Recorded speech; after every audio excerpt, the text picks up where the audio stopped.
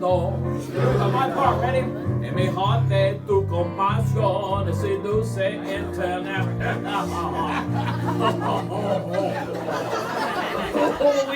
oui.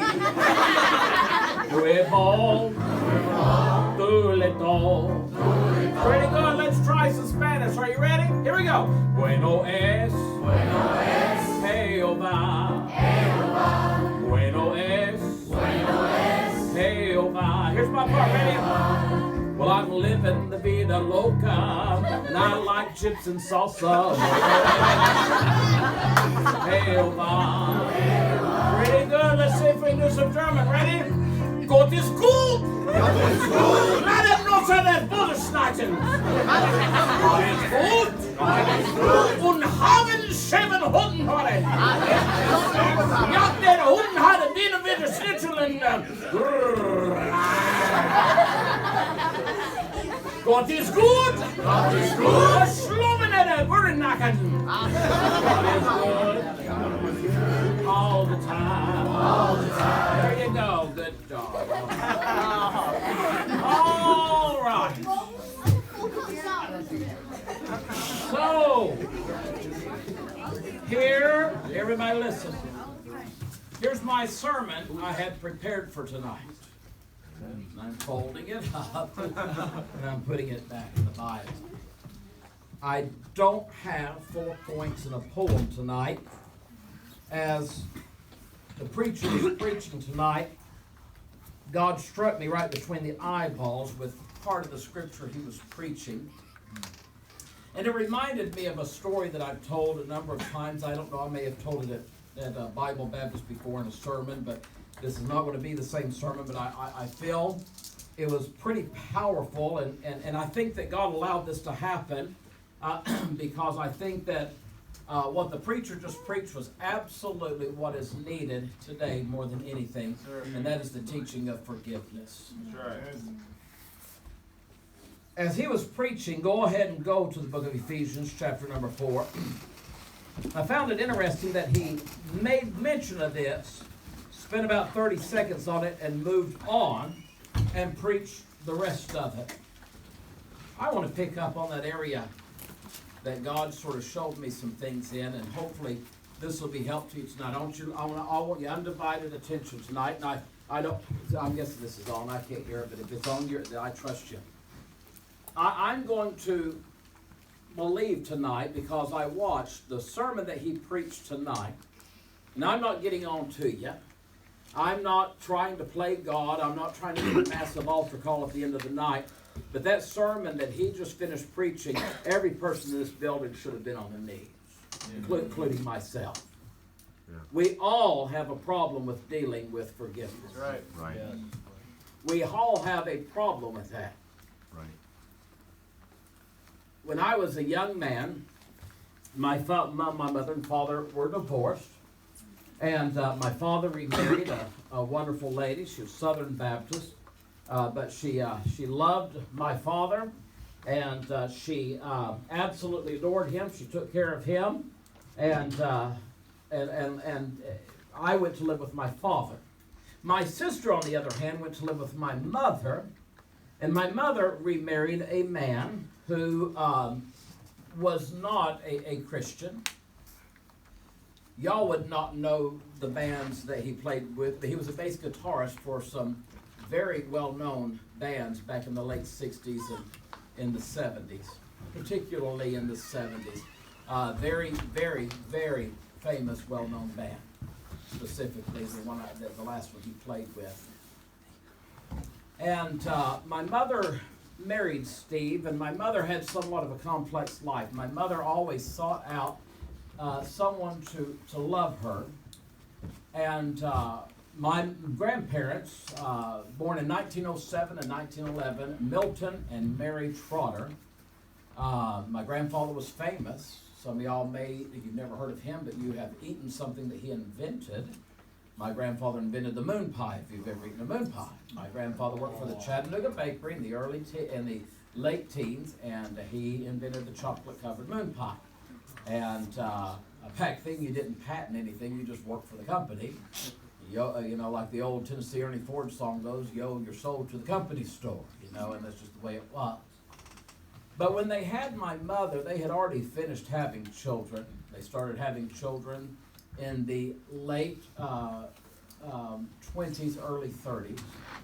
And by the time they had my mother, they were already in their 40s and 50s. My grandmother in her 40s, my grandfather in his early 50s. They were past the raising of children age, and I believe my grandmother loved my mother. I truly do. But my grandmother did not experience love from a mother either. My great-grandmother was married to one of the sheriffs in Scottsboro, Alabama. And my grandmother used to share a story that she actually, as a child, sitting on a horse in Scottsboro, Alabama, watched them hang the last black man to hang just because he was, they forged up charges against him and hung him. And my grandmother remembers sitting on the back of a horse going to the town square and watching them hang a black man in Alabama.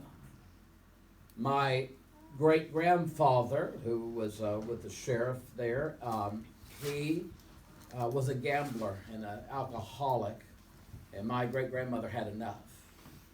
So she left him. His name was Young. His last name was Young. And she packed all of her stuff. She remarried a man by the name of Erskine or E.M. Sisk. And E.M. took my great-grandmother and my grandmother's brother George, and they were moving to Chattanooga out of Scottsboro, Alabama.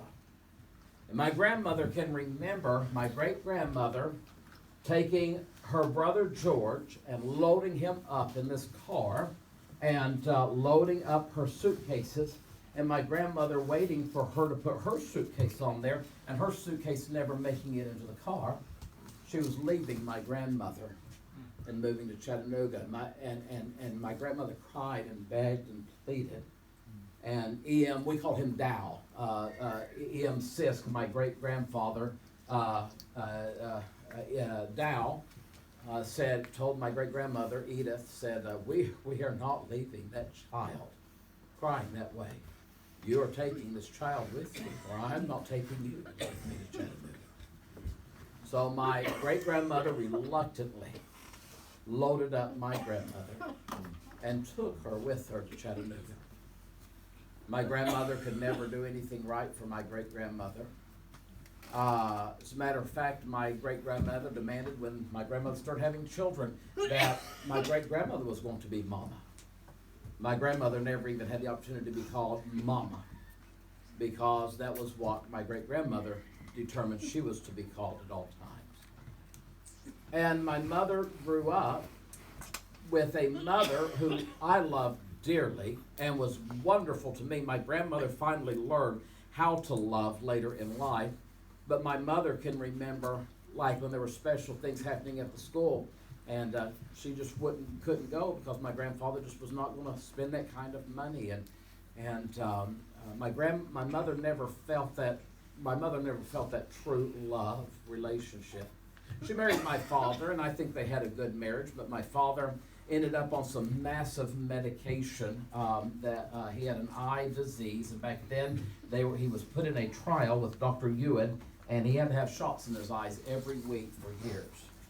And my father went from about 140 pounds to over 500 pounds. And my father, he still worked, but he came home and he sat on the couch and waited for my mother to take off his shoes and waited for my mother to bring the food to him. And he, just to be very transparent, early life, as I can remember as a child, with my father was a man who came home and sat on the couch. And my mother got tired of that. My mother left my father, and that really changed my father. And my father determined to lose weight. My father determined not to be that kind of person. My father became a wonderful man, and he treated my stepmother like a queen, like he should have treated my mother, honestly. My mother married Steve, and I don't think necessarily that Steve was bad to my mother. I was just not used to a man like Steve, because Steve smoked cigarettes and drank beer. And that's two things I had never been around in my life. You just need to understand. I was in a home. We never had beer in our home. We never had smoked. So, well, my father would smoke a cigar when he went fishing. That's as close as I can remember to that. No one in my family used foul language at all. And I can remember when my mother married Steve, for the first time, sitting at a table in my mother's home, hearing someone use God's name in vain. And I wanted nothing to do with this man. And some things happened in their marriage that caused my mother to leave that marriage. Then my mother determined that she would never be hurt again. So my mother set out to be educated, and she became a private investigator. Now I'm going somewhere with this. Hold on.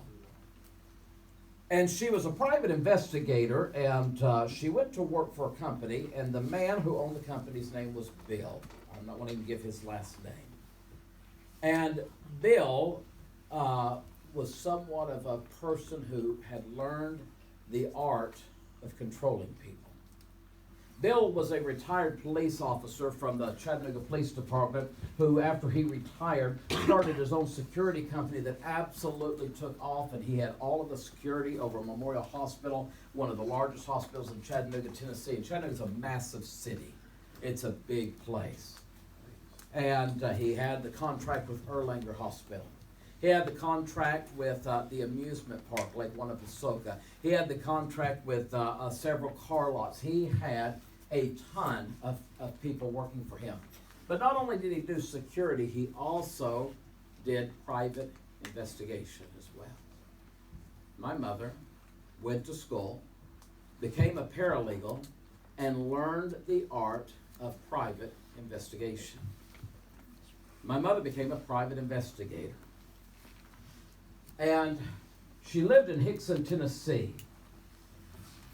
And I remember my mother getting further and further away from us and just living a life outside of us. And I struggled to understand it.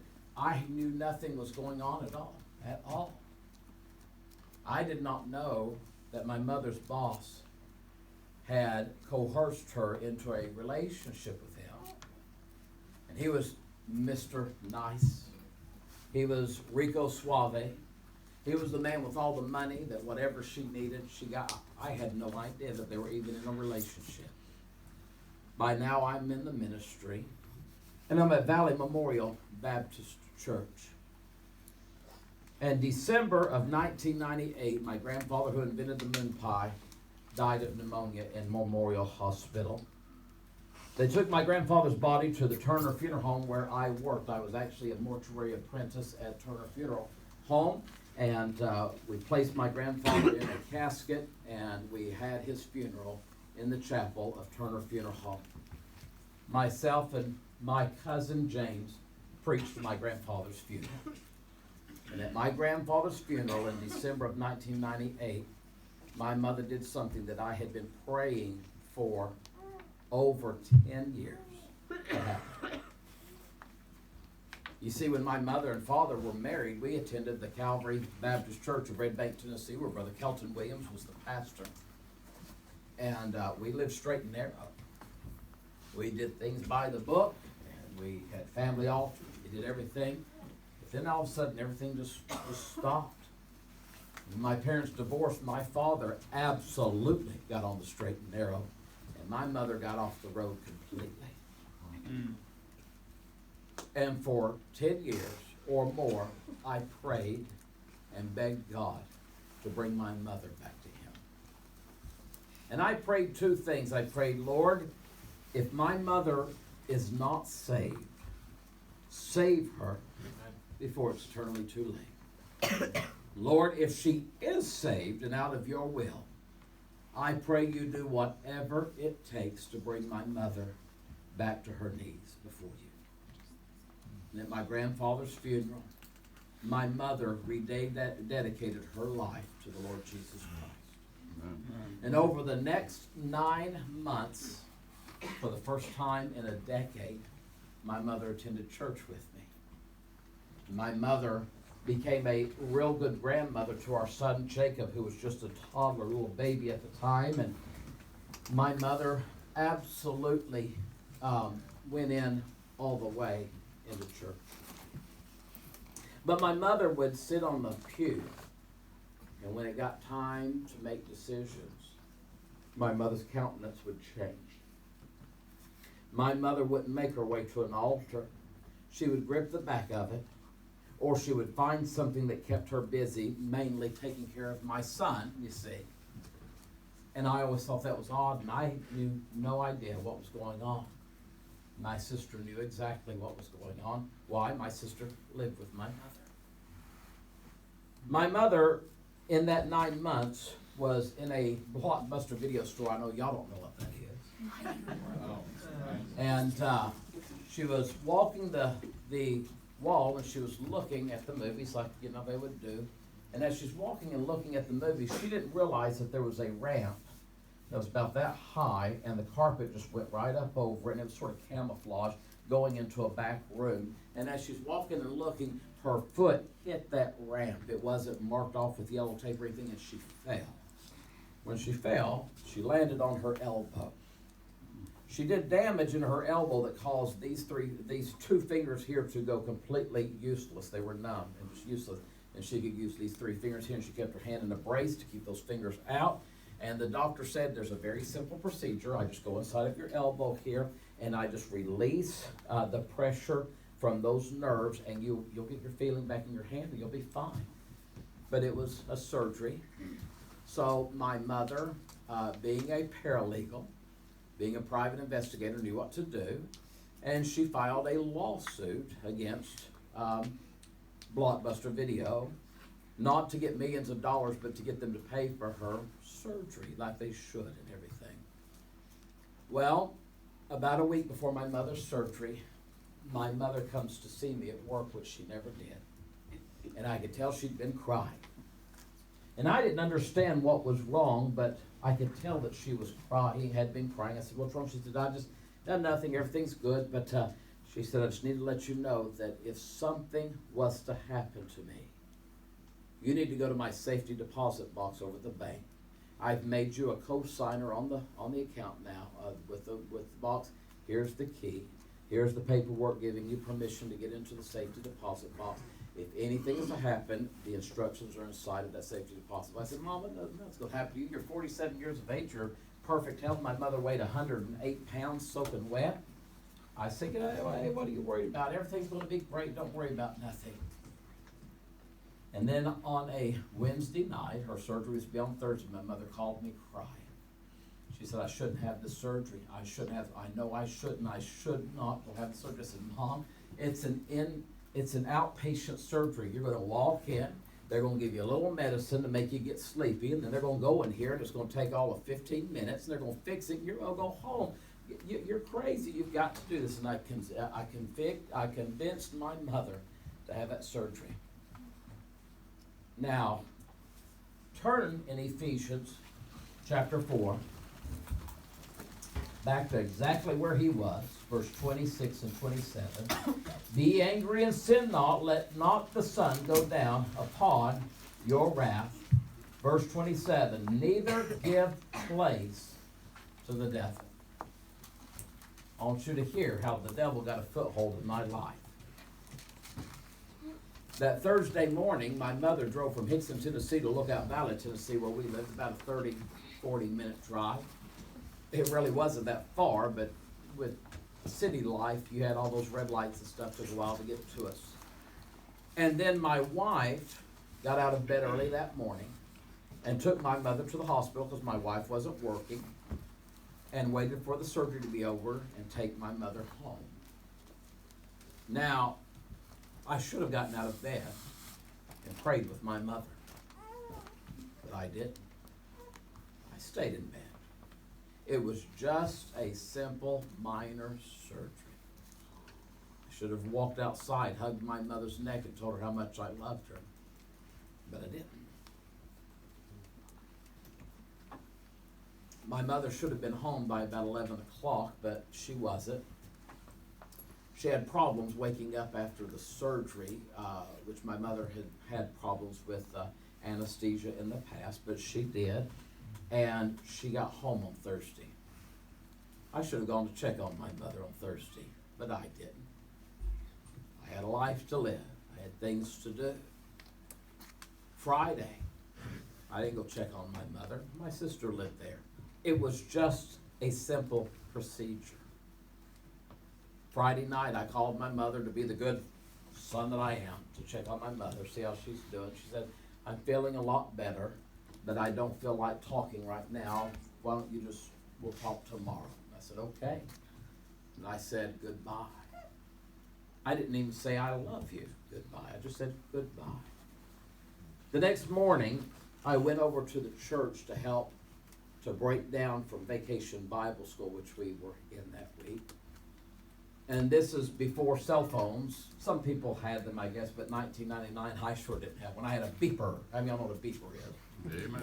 A little bit smaller than that. You put it on your thing here, and it would vibrate and beep, and you'd look down, there'd be a telephone number on it, and you would call a beeper, and then it'd go beep, and then you put your telephone number there, and you hang up, and then it'd show me a number, and then you kept a bunch of quarters in your ashtray in your car, and you go to a payphone, and you call whoever it was that needed to talk to you. My beeper went off twice.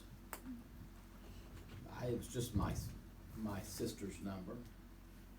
Nothing major.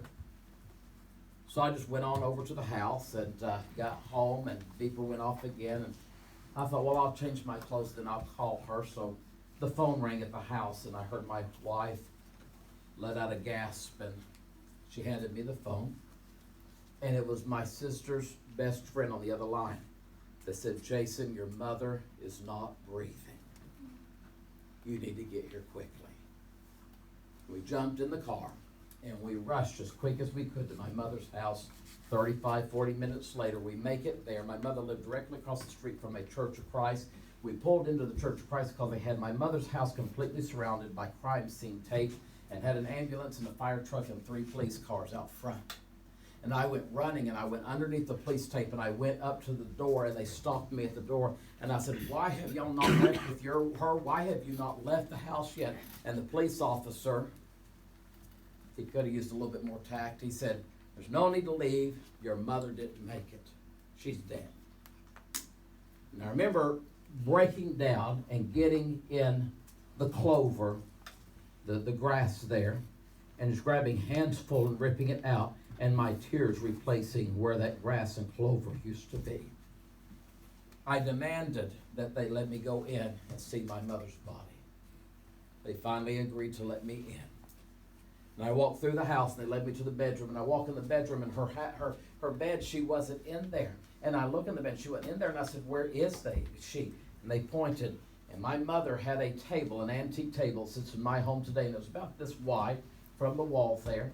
My mother was on the floor, face down, actually she was face up under that table. She had a gash in her head. And I went back outside. As I talked to my sister, I learned that my sister had come home from working at Walmart to check on my mother and could not find her in the house, looked everywhere for her. When she came back to my mother's room, she found my mother's lifeless body underneath that table, all the way to about right here under that table, with her head on a pillow and a gash on her head. She pulled my mother out the best she could, rolled her over, called 911. They gave my sister instructions on how to give CPR. And I don't mean to be graphic tonight, but my mother had been dead long enough that what we call rigor mortis had set in, and my sister could not pry my mother's mouth open to give CPR, and it absolutely messed my sister up in a major way. And the police officer said, is there anyone who would want to hurt your mother? I said, no. Everyone loved my mother. My sister, dead-faced, said, Bill. I said, Bill? Bill's the nice boss that she has, that was happy and always taking everyone out to eat and always doing things, and what are you talking about? And then I remembered my mother said if anything was to happen, I needed to go to the safety deposit box. So I went. When I got to the safety deposit box, I opened it up, and inside was an envelope that said, "Do not open until you get to the attorney's office." And it had the attorney's name and address. And I went to the attorney's office and I handed it to him. And I said, "I don't know, but my mother's dead, and this was in her. She told me to bring this to you." And inside of it was a little bitty tiny cassette tape. Back then, that's how they would record, on these little cassette tapes and secretly record. And on there, I learned for the very first time that this man had coerced my mother into a relationship. She thought she was loved. She was being treated better than she'd ever been treated in her life. But then she found out Bill was married to a woman in Arkansas. She was a mistress and didn't even know it. My mother got right with God, remember, back in December of 98. Now August of 99, my mother, as we listened to that cassette tape, was times she secretly recorded Bill as she begged him to leave her alone, that she was going to live for Jesus, and that she could not do this anymore, and him threatening that if she left him, that if she stopped this relationship, he would kill her. And that what he would do is he would go to the hospital where he had the security, and he had keys to all of the medicine rooms and everything as security, and that he would get a drug that he could inject inside of her body that would cause her blood to coagulate or to thicken, and he'd put enough in her that they would say that she died of a 100% blockage heart attack. We waited for the coroner's report. My mother died of a 100% blockage at 47 years of age. A woman who ate right, who exercised.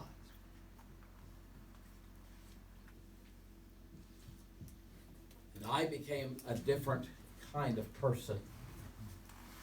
Neither give place to the devil. I was a preacher.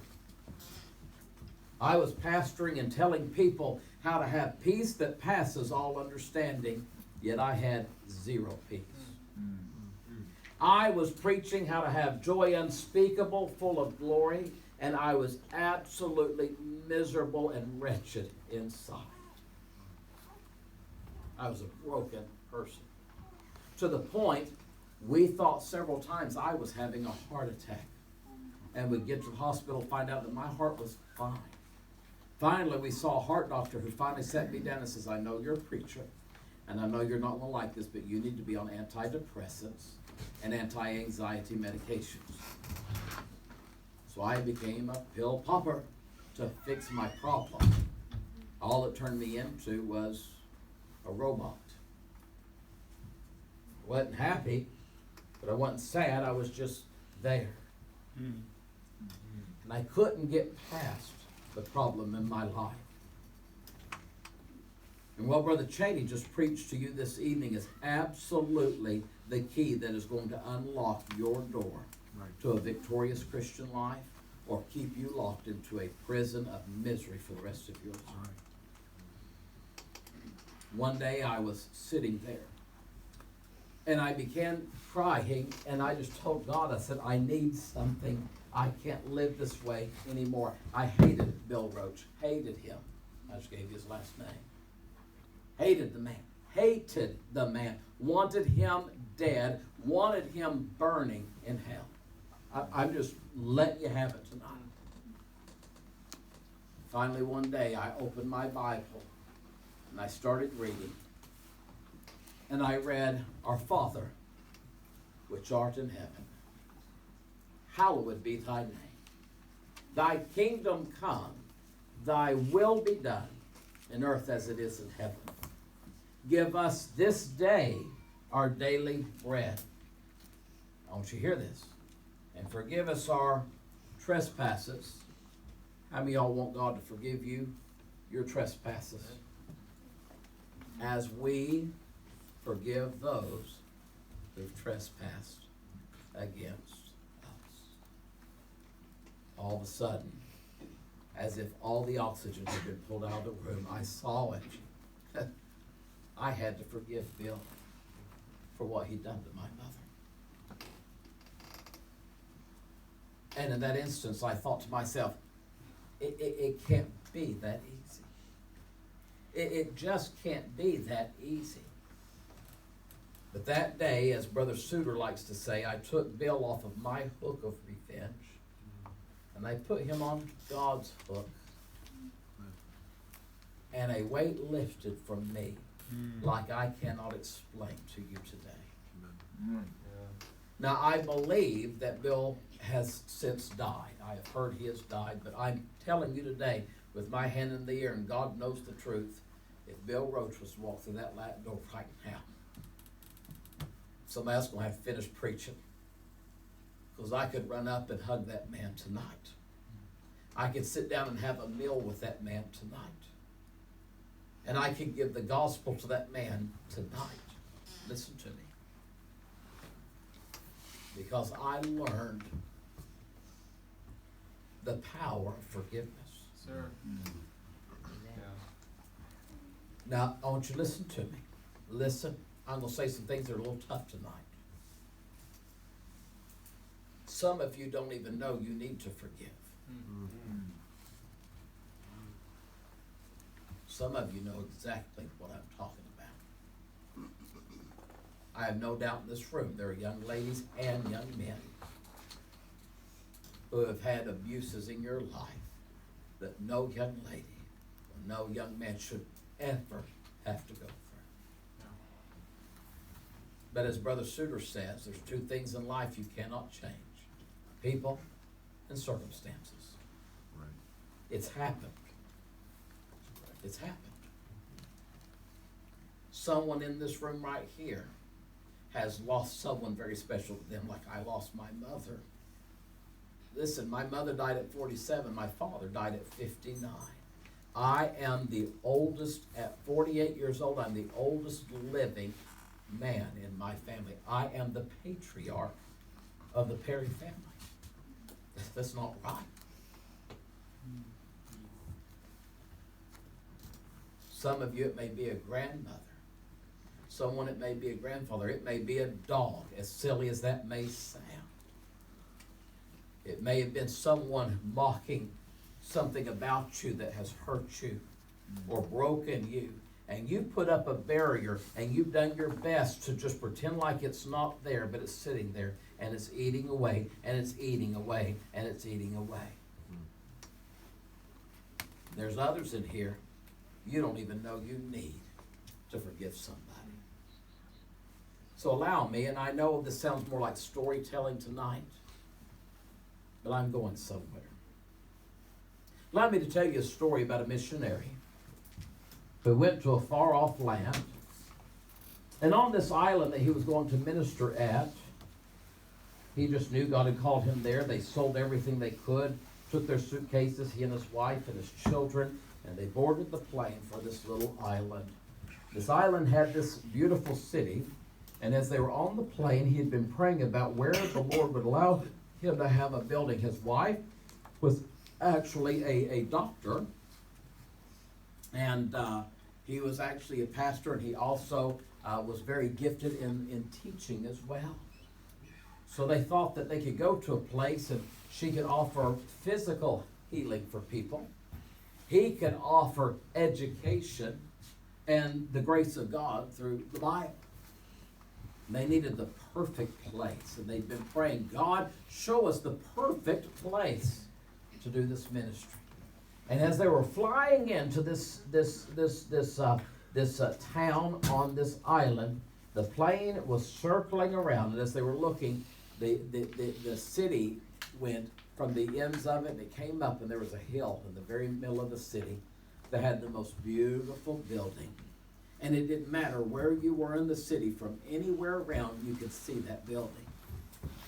And he looked at his wife, he said, that's the place. That's the place that God is going to give us. That's where we need to be. Plane landed. He found a little place to rent, but the whole time he's trying to get up there and find out who owns this place. So finally one day he finds out that the mayor, the presidente of the city, lived up there on the very top of this massive, beautiful building. And they finally got the courage one day. They went up and they knocked on the door and they asked, they said, this is just such a beautiful place and could we see it? Would you mind just giving us a tour? And the mayor said, well, sure, I'd be glad to give you a tour. And he takes them in and there's this big, beautiful area in the very middle there. And he reached over to his wife and says, make a perfect waiting room for the, for the patients and stuff. And she said, yes, it would. And then they showed him this big room over here to this one side. And she said, this would be a perfect place for my clinic right here. And he says, oh, it would. And then the mayor showed him this place on the other side. He said, this would be a perfect place for me to offer the school right here. And they said, and then they took him to this place in the back there. And they said, this would be the perfect place to put the church. I mean, this is perfect. They didn't say anything to the mayor. But they started writing their supporting churches, and they said, we found the place. We've got it. We just need the finances to be able to buy it with. And they saved and saved and saved, and churches sent and sent and sent. Finally, they had a good bit of money that they knew was more than enough to purchase that with. And they went back up to the top there, and I'm giving the quick of the story. And they knocked on that door, and the mayor came to the door. He said, yes, can I help you? They said, well, you may not remember us, but we're the ones that came and looked at your place. And you said, oh, yes, I do remember that. Yes. And they said, well, we would like to make an offer and purchase this place from you. And they told him how much, and he said, there's only one problem. They said, what? And he said, it's not for sale. Please, please, please, we know this is for God. He said, I'm sorry, it's not for sale. The next week, he would go and knock on that door, and they would pray, and they would fast, and they'd believe, and he'd say, it's not for sale. And the next week, they would run into him somewhere in town, and they'd ask him, he'd say, it's not for sale. And week after week, and month after month, and year after year went by, and he said, it's not for sale. And finally, one day, they had a knock on their door, and it was the mayor. And he said, I'd like to invite y'all back up to my home again. They said, they'd quit asking. He said, we'd like to, they said, we've already seen it. It's okay. He said, no, I want you to come. And they went up there, and he showed them the room again. He says, I remember you saying something about a clinic over here. And they said, yes. He said, in the school over here. He said, yes. He said, in the church right here. And they said, yes. And the mayor says, well, I tell you what. How much money do you have? And they told him. He said, I'll sell it to you for that. I'll sell it to you for that. If you'll come back next week, I'll have my attorney draw up the papers, and I'll sell it to you for that. They left rejoicing. God had met their need that they prayed about for so long. They met their need, and they went. The very next week, they came exactly when he told them to come, and there was the mayor, and there was the attorney, and there was the contract. And the mayor says, you might want to read through the contract. He says, it's really basic. He says, as a matter of fact, we've decided we only want money for it. We're just going to give it to you. You just use that money to invest in the clinic and invest in the school and invest in the church. They just knew now it was God's will.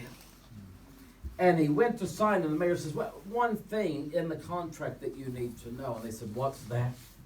And the mayor walked over, and he grabbed a nail.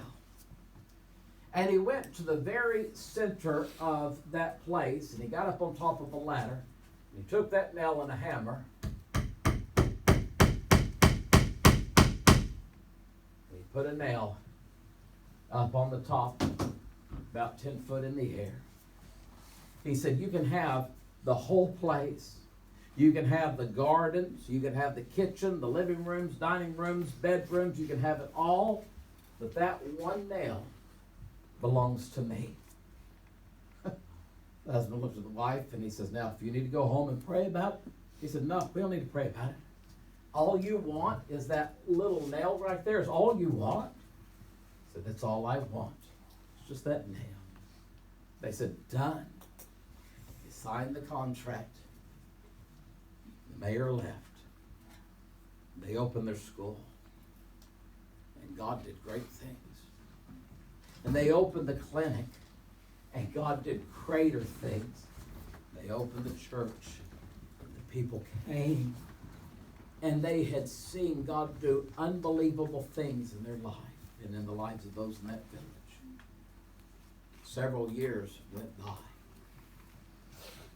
One day there was a knock on the door. And when they answered the door, there was an old man that had a cane in his hand and a burlap sack. This is not burlap, but it's a burlap sack. And he took that burlap sack and he walked in. And they said, "Excuse me, can we help you?" And he says, "You remember me?" And they said, "No, not really." Then the wife said, "It's the mayor." He said, "Yes, it's me." He said, "I just came in today and I just thought I'd like to see my nail." They said, "See your what?" "My nail." Oh, yeah. Come on in.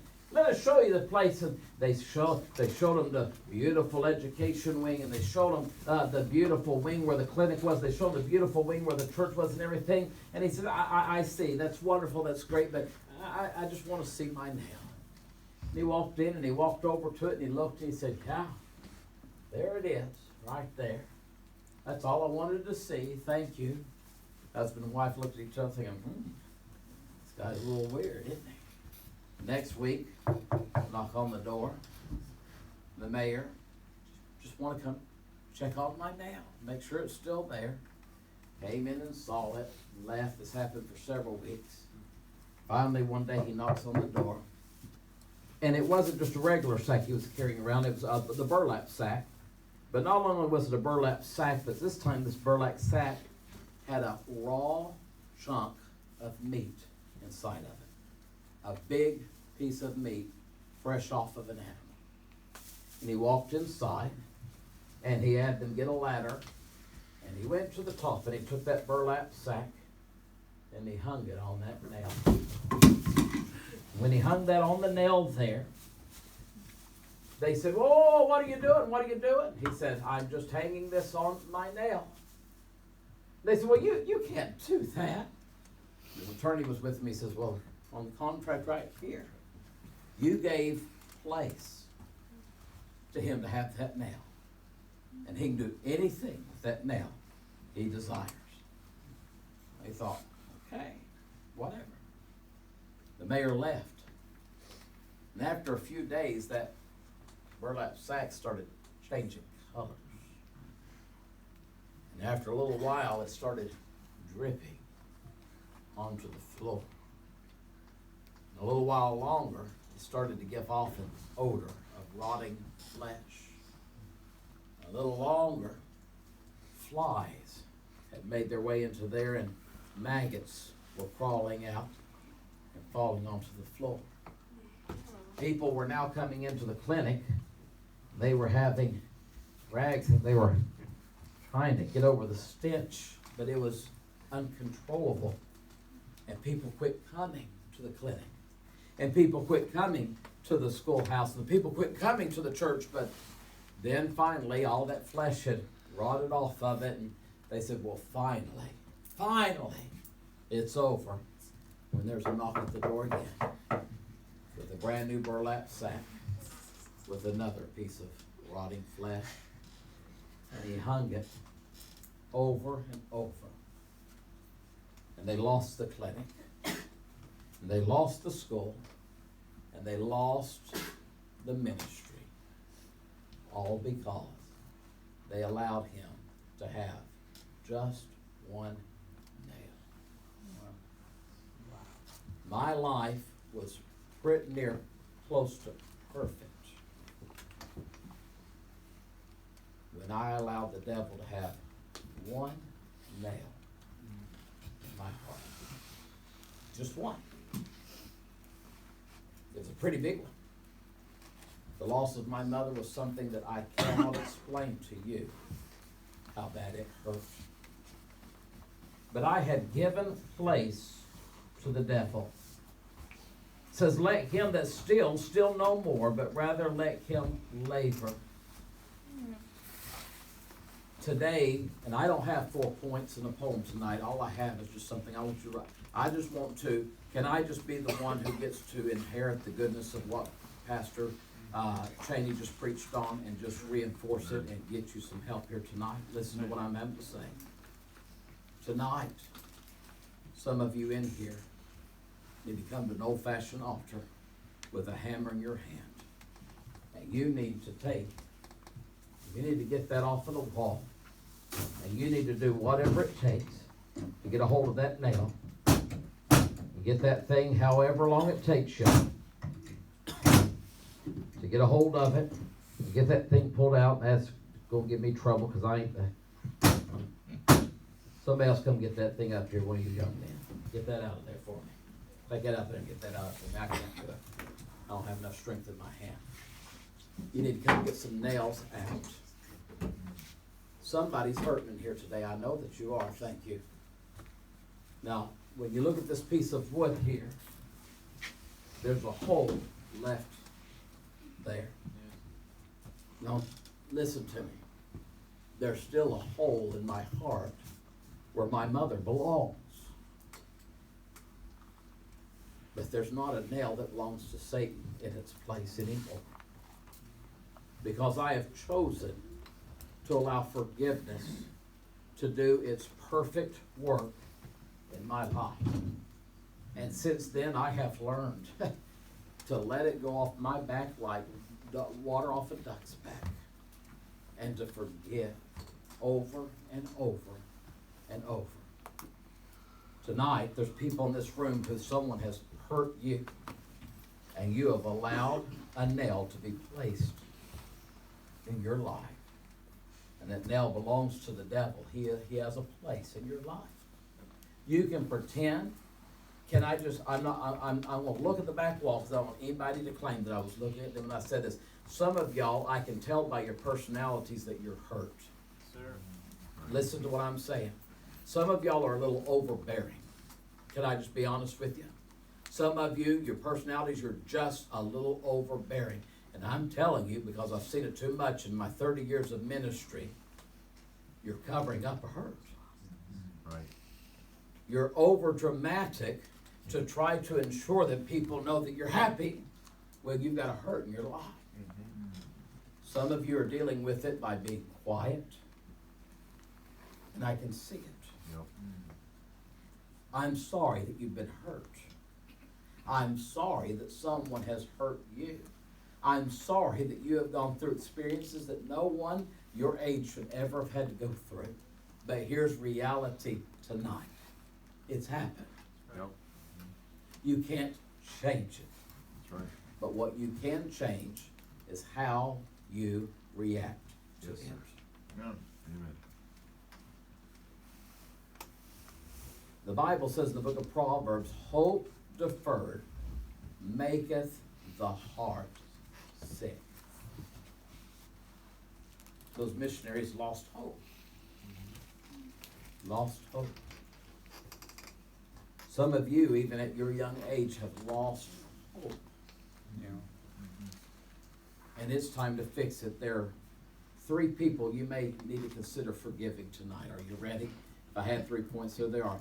The person that hurt you, or the situation that hurt you. Maybe it wasn't someone.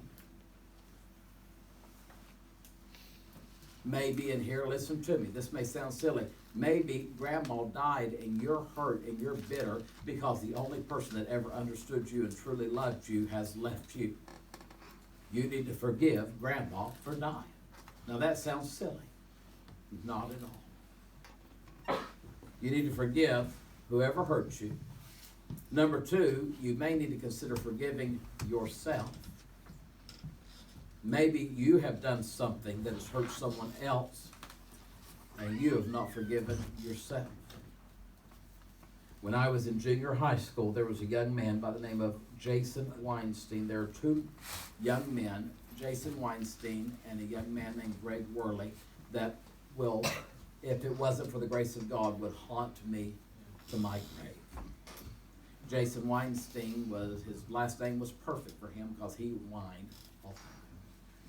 Jason Weinstein had not yet gone through puberty, and his voice was really high, and he was really weird, and he had big glasses, and he was Jewish.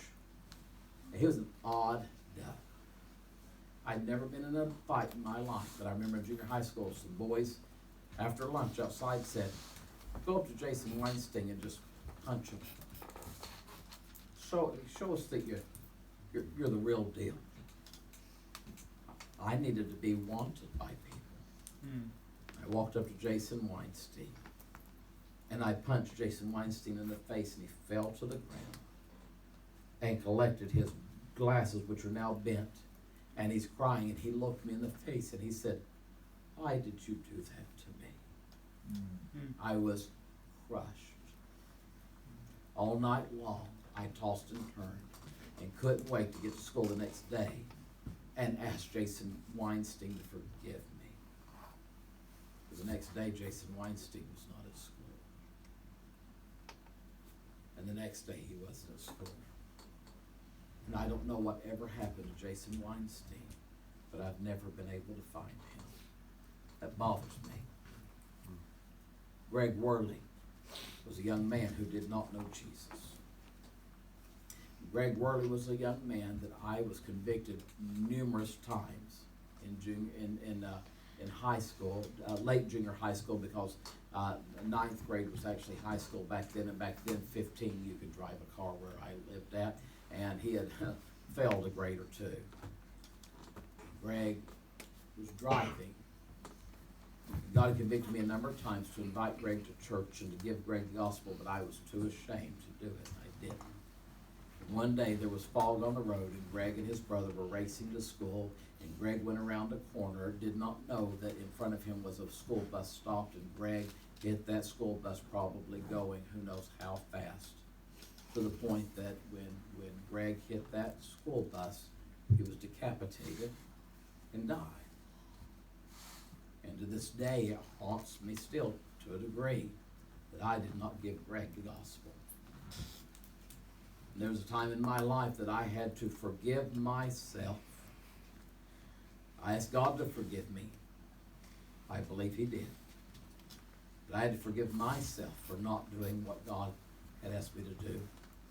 You need to forgive the people who hurt you. You need to learn to forgive yourself. And number 3, and this is going to sound really sacrilegious, and Brother Greenfield, don't come up and stop me. Please give me an opportunity to explain myself. Maybe you need to forgive God. Yep. Now, God hasn't done anything wrong to you at all. That's right. Yep. Let me make that very clear. But how many times do we blame God? Right. Habakkuk himself questioned God. Why? Why do you not deal with Israel? Why do you not do this? He was upset with God. Why will you not take care of business? God says, you want me to take care of business? Yes, I do. I want to know what you're going to do. God says, well, I'll tell you what I'm going to do. And then God tells Habakkuk what he's going to do. And all of a sudden, Habakkuk, wait now, Lord. They were quite that bad.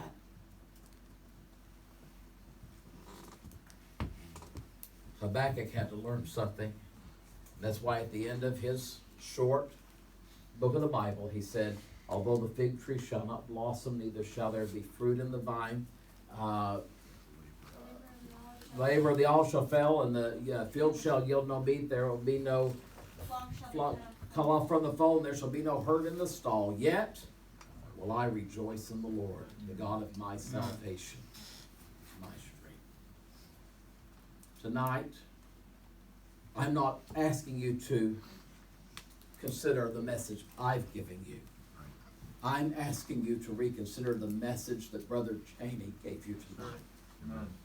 Because I know from experience that forgiveness holds an unbelievable amount of power that could be unleashed in your life. But some of y'all have still got it in hell. You've allowed the devil to put up just a nail, and you've allowed him a place. The Bible says that you can't sit at the table of the Lord and the table of the devil. You can't drink from the cup of the Lord and the cup of the devil. You got to choose one or the other. Choose you this day whom you will serve. And even if it's just a nail, it will have such a strong hold in your life, you will not be able to be rightly used of God until you fix that. As I look around here tonight, I can't help but believe that in every one of these chairs, you may be enjoying camp.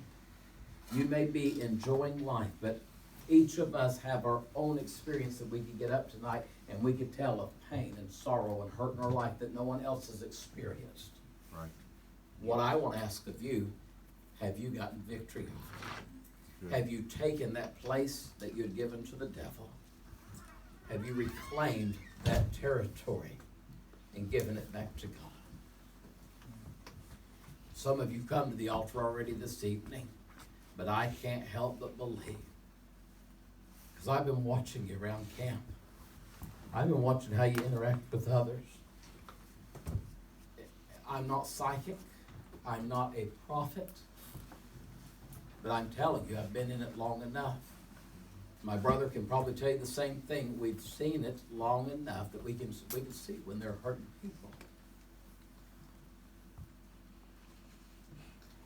When you're in a place tonight where I believe the Holy Spirit is, get your hammer and get that nail out and reclaim that territory and get freedom. You see how I understand what you're saying, but I can't understand what to do. My sister, I'm still trying to get to that place, because my sister will tell me over and over, she's heard me preach about forgiveness over and over. She'll say, Jason, I've forgiven Bill, I've forgiven him what he did, but I don't have to forget. I can forgive him and not want to ever see his face again. No, not really. Can I give you this illustration before we close? A lady in a church, I will say she was in her late 50s, early 60s. She came to church. She got there right on time. She sat in the same place. She'd get her notebook out. She took notes just like y'all take notes, and everything was good. When altar call came, she was ready to get out there. She didn't serve. She didn't come to visitation. She didn't come to special events. She did what all good Christians do. She came to church. And as I started preaching through spiritual warfare, she realized. And she came to see me. She said, Pastor Perry, I need to talk to you. And she was crying. She said, but you don't understand. She said, when I was 7 or 8 years old, my grandfather and my father started hurting me. And we're going to leave it like that. And she said, they hurt me until I was 15 years old, when I was finally big enough and strong enough to fight them off. And she said, I never married. She said, I had 2 children because I wanted children, so I used men for getting children. But I didn't want a man in my life because I was never going to be hurt again. And she says, and I've never served in the church because I've never felt like I was worthy enough to serve, because I knew in my heart I hated my father and my grandfather. I hated them.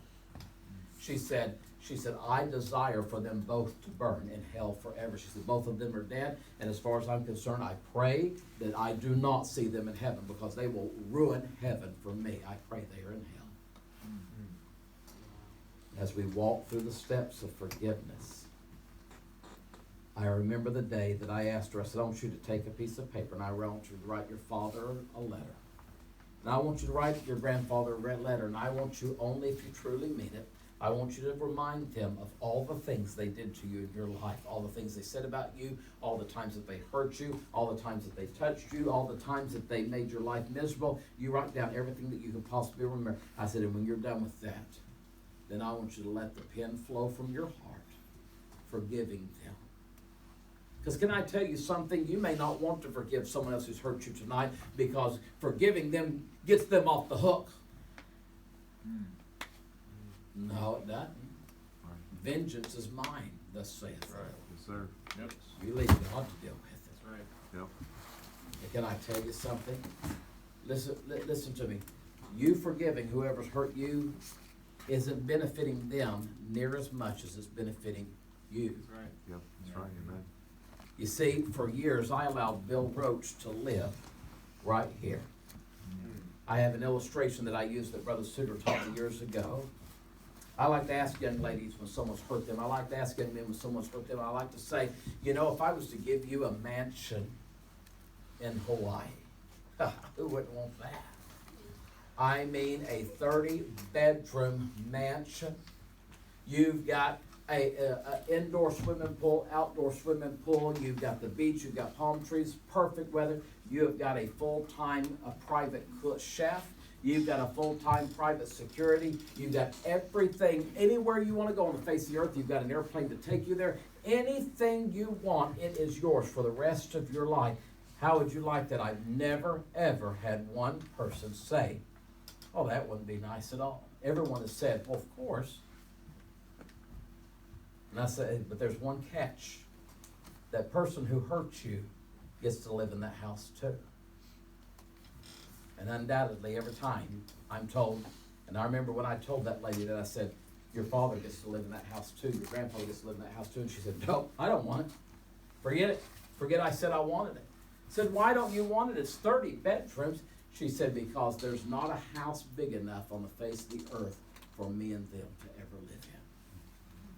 Then I looked at the lady and I said, then explain to me, if there's not a house on the face of the earth big enough for you and them to live in, then why are you allowing them to live in this little place right here? Yeah. Controlling you.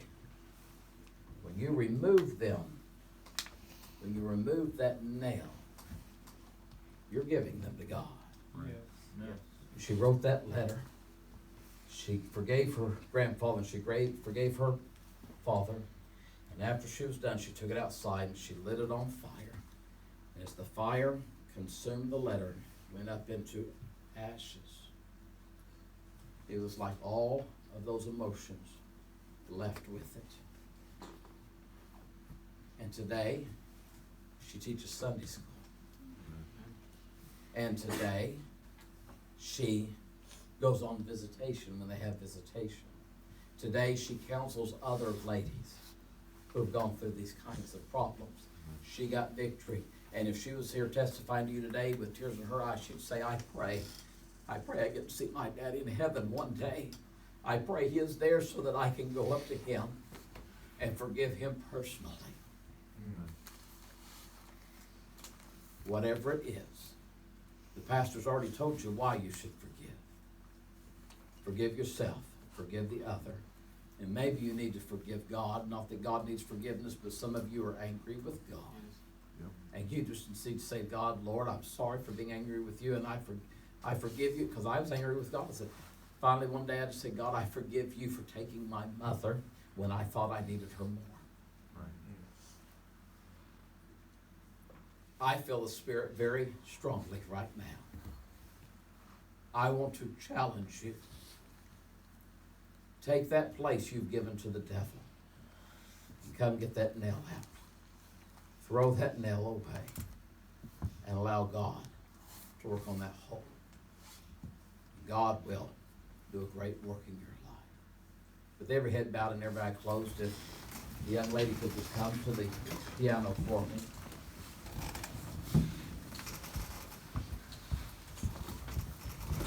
Whatever your need is tonight, I believe that the Lord can meet that need right at this very moment. I believe he can. I want to ask a couple of questions here tonight. Number one, I'd like to know, is there anyone who's in here that says, I needed what Brother Cheney preached tonight, and I needed what you had to say tonight, and there are some things in life that I have not forgiven. Can I pray for you? I already see one hand. I see two. I see three. I see 10. I see probably 15, maybe 20 hands, maybe more. God bless you. I continue to see hands popping up. You can put those hands down. Listen to me tonight. Give it to the Lord. Get that hammer and pull that nail out tonight. This week will be different for you if you'll take care of some business tonight. Dear Heavenly Father, whatever the needs are in these young folks' lives, I had another sermon I was just convinced you wanted me to bring, Lord, but how it brought back to memory Brother Cheney was preaching, and I saw that verse. I could not get over giving place to the devil.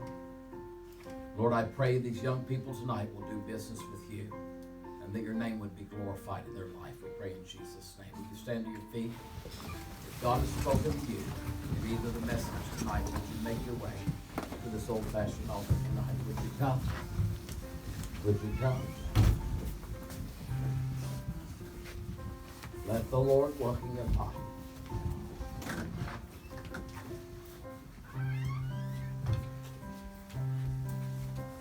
Let the Lord do His perfect work in your life.